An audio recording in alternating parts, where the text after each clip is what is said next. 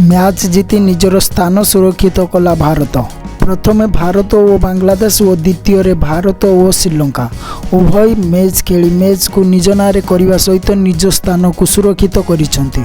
आसंतु नजर पकाइबा प्रथमे भारत और बांग्लादेश मध्य होइथिबा मैच रे भारत 86 रन बड़ विजय हासिल करिछि, जेउथिरे भारत प्रथमे 222 रन संग्रह करिथिला एवं बांग्लादेश को हराई 86 रन बड़ विजय हासिल करिछि। नीतीश रेड्डी और रिंकू सिंह जबरदस्त परफॉर्मेंस देखा मिलता, जेउथिरे उभय अर्धशतकीय पारी खेलिथिले। एही पारी खेलिबा सहित सीरीज हातेइब भारत, कारण 3टी T20 मैच खेला जिबाकु थिबा बेले 2टी मैच को निज नारे करि नेछि भारत। एबे नजर पकाइबा भारत और श्रीलंका महिला क्रिकेट T20 वर्ल्ड कप विषय रे।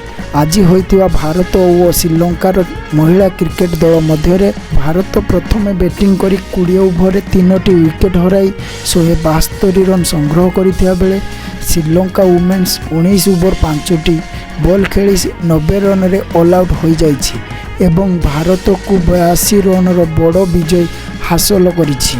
एही विजय सहित भारत महिला क्रिकेट दल निज स्थान सुरक्षित करिसेंती। वर्तमान समय रे भारत महिला क्रिकेट दल 2 नंबर स्थान रे रहिछि। तेणु उभय पुरुष एवं महिला क्रिकेट दलंकर 2टी मैच रे जबरदस्त परफॉर्मेंस देखा मिलता।